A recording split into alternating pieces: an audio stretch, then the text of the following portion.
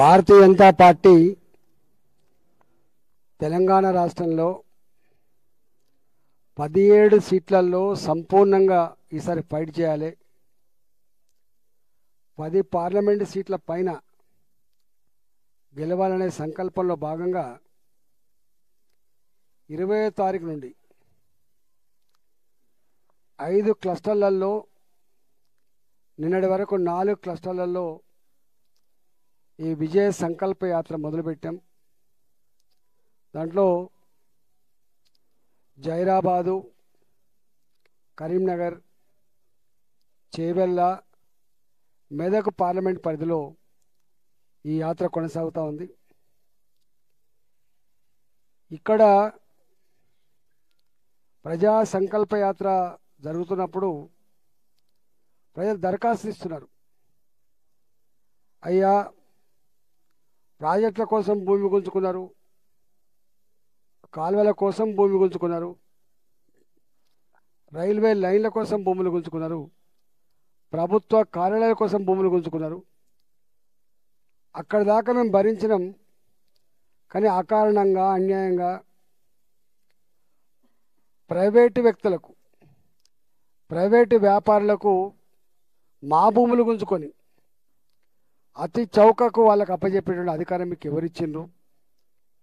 ఎన్ని భూములైతే నోటిఫై చేయబడ్డాయో, ఏ భూములు గుంజుకుంటామని చెప్పి మీరు ఐడెంటిఫై చేసిండ్రో ఆ భూములన్నీ కూడా మాకు ఇవ్వాలి, వాటి రద్దు చేయాలంటే డిమాండ్ కొనసాగుతాను. నేను కాంగ్రెస్ పార్టీని ఈ మొత్తం హైదరాబాద్ చుట్టుపక్కల ఉండడం ఒక శాపం అన్నట్టుగా ఏ భూములైతే నోటిఫై చేసిండ్రో, ఏ భూములైతే గుంజుకుందామని చెప్పి చర్చ జరిగిందో అవన్నీ ఆపడం కోసం ఈ ప్రభుత్వానికి నా పక్షాన ఒక రిప్రజెంటేషన్ ఇచ్చే ప్రయత్నం తప్పకుండా చేస్తా. రెండవది, ఇక్కడ అనేక హామీలు ఇచ్చిండ్రు. నేను గెలవంగానే లక్ష రూపాయలు చొప్పున ఎక్స్ట్రా భూబాధితులకు ఇస్తాం, 5 లక్షల రూపాయలు భూములు కోల్పోయిన కుటుంబాలకు 18 సంవత్సరాలు నిండిన వాళ్ళకి ఏదైతే ఇవ్వాలో అవి కూడా ఇస్తాం, ఇళ్ళ జాగాలకు పట్టాలు ఇస్తాం, ఇల్లు కట్టిస్తామని హామీలు ఇచ్చిండ్రు. ఇవాళ వాటి ఊసే ఎత్తట్లేదు. ఓట్లు డబ్బల పడేంత వరకు అన్ని రకాల హామీలు ఇచ్చిండ్రు. మరి ఒక్క హామీ అమలైతలే అని చెప్పి ఇవాళ ప్రజలు అడుగుతూ ఉన్నారు. సరే, కేసీఆర్కి ఇవాళ అధికారం లేకపోవచ్చు, ఆ పార్టీ అధికారం రాకపోవచ్చు, ప్రభుత్వం రాకపోవచ్చు, కానీ ఇవన్నీ జెన్యూన్ డిమాండ్స్ కాబట్టి 18 సంవత్సరాలు నిండిన వాళ్ళకి ఇచ్చేటువంటి 5 లక్షల రూపాయలు కావచ్చు, 250 గజాల ఇంటి జాగా కావచ్చు, భూములు కోల్పోయిన వాళ్ళకు ఇల్లు కట్టించేది కావచ్చు, ఇవి కూడా ఈ నియోజకవర్గం నుంచి వెళ్ళి నేనే ఒక రిప్రజెంటేషన్ తయారు చేసి ఇప్పుడున్నటువంటి ఈ ప్రభుత్వానికి తక్షణమే ఇవన్నీ కూడా నెరవేర్చాలి. ఇవన్నీ గతంలో ప్రభుత్వం ఇవ్వకపోవడం వల్ల, మోసగించడం వల్ల ఇవి ఇట్లా పైలపైపోయాయని చెప్పి వాటి మీద కూడా ఒక రిప్రజెంటేషన్ ఇచ్చే ప్రయత్నం చేస్తాం. మూడవది, మొన్నంటే జరిగిపోయింది బిడ్డ. ఆ ఎన్నికల్లో కేసీఆర్ మీద కోపంతో కాంగ్రెస్ పార్టీకి వేసిన మాట వాస్తవమే. అక్కడక్కడ బీఆర్ఎస్ కూడా అక్రమాలకు పాల్పడి గెలిచిన మాట వాస్తవమే.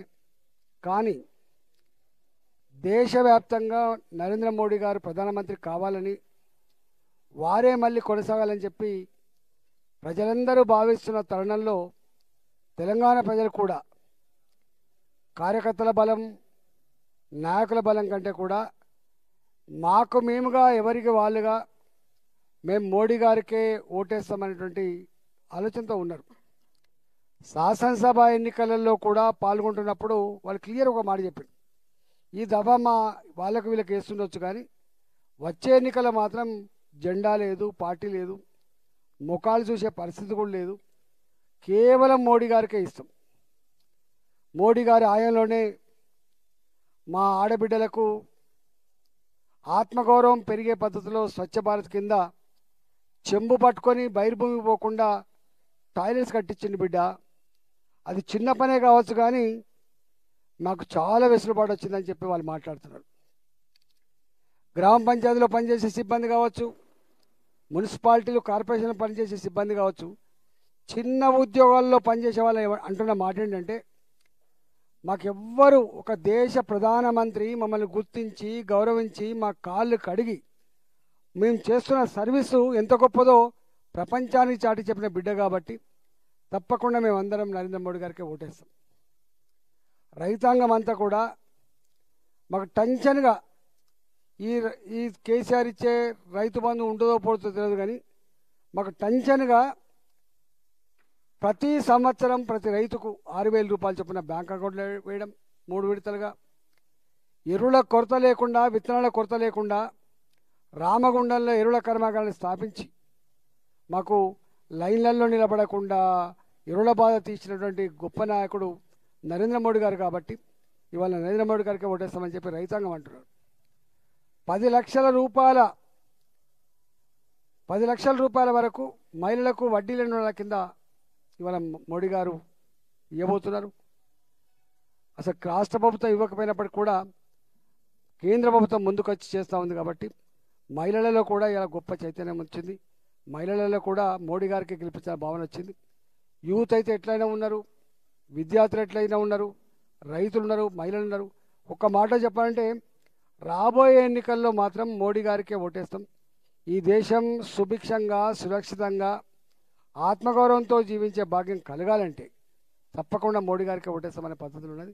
అనేక కార్యక్రమాలు అసలు గతానికి ఇప్పటికి పోలిస్తే నక్కకు నాగలోకానికి ఉన్న తేడా ఉన్నది.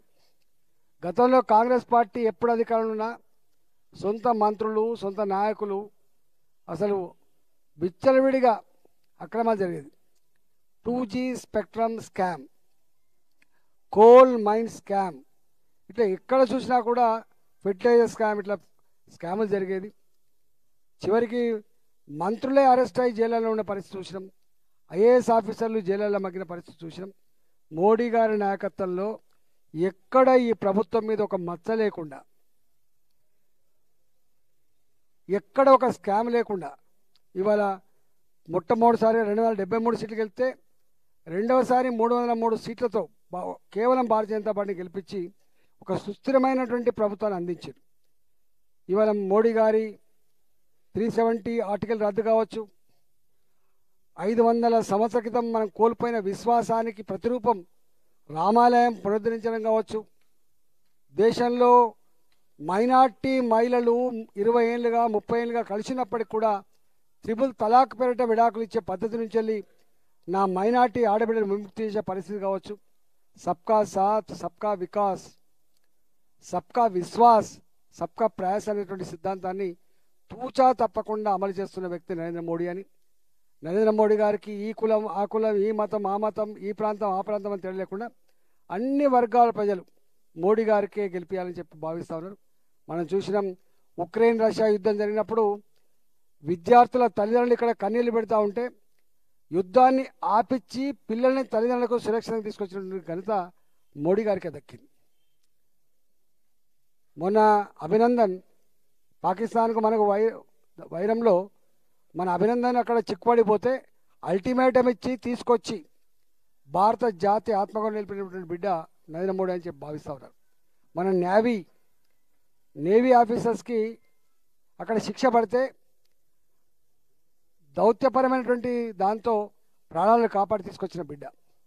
మత్స్యకారులు శ్రీలంకలో జైళ్ళలో మగ్గితే మాట్లాడి తీసుకొచ్చిన బిడ్డ. ప్రపంచ చిత్రపటం మీద ఒకనాడు భారతదేశం అంటే ఎదుగుతున్న దేశం, థర్డ్ వరల్డ్ కంట్రీ, బీద దేశం అనే పేరుండే ఇవాళ ఎక్కడ పోయినా, ప్రపంచంలో ఎక్కడ పోయినా భారతదేశం యొక్క గౌరవం గొప్పతనం ఇవాళ కనపడతా ఉంది. కరోనా లాంటి కష్టకాలంలో కూడా మందులు అమెరికాకి ఇచ్చిన దేశం మన దేశం. వ్యాక్సిన్ తయారు చేసి ప్రపంచ ప్రజలకు అందించినటువంటి దేశం మన దేశంగా ఇవాళ పేరు సంతరించుకున్నాం.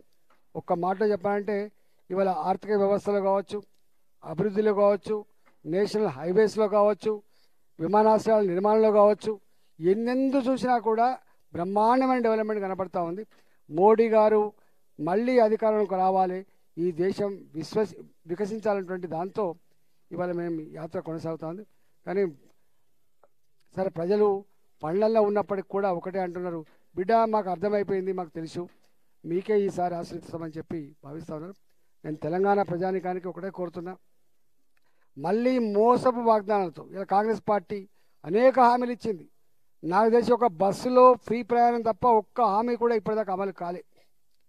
ప్రతి మహిళకు 2,500 రూపాయలు, ఇవాళ ఇచ్చే రైతు బంధు 10,000 జాగాలో 15,000 రూపాయలు, కౌలు రైతాంగానికి 12,000 రూపాయలు, ఆటో డ్రైవర్లకు 12,000 రూపాయలు, మహిళలకు 10 లక్షల రూపాయల వడ్డీ లేని రుణాలు, ఇట్లా అనేక హామీలు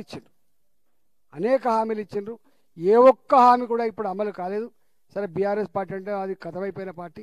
కాంగ్రెస్ పార్టీ మరోసారి ప్రజలను వంచే మోసగించే దాంట్లో భాగంగా మీకు ఇవన్నీ ఇస్తామని పేరిట దరఖాస్తు తీసుకొని మళ్ళీ మోసగించే ప్రయత్నం చేస్తుంది. కాబట్టి ఇవాళ భారతీయ జనతా పార్టీకి నిండు మనసుతో ఆశీర్వదించండి, కమలం పువ్వు గుర్తుకు ఓటేయండి, నరేంద్ర మోడీ గారిని ఆశీర్వదించమని చెప్పి ఈ విజయ సంకల్ప యాత్ర మేము చేస్తూ ఉన్నాం. ఇది ఇంకా 2వ తారీఖు వరకు కొనసాగుతుంది. ఇవాటికి 7వ రోజు, 2వ తారీఖు వరకు కొనసాగుతుంది.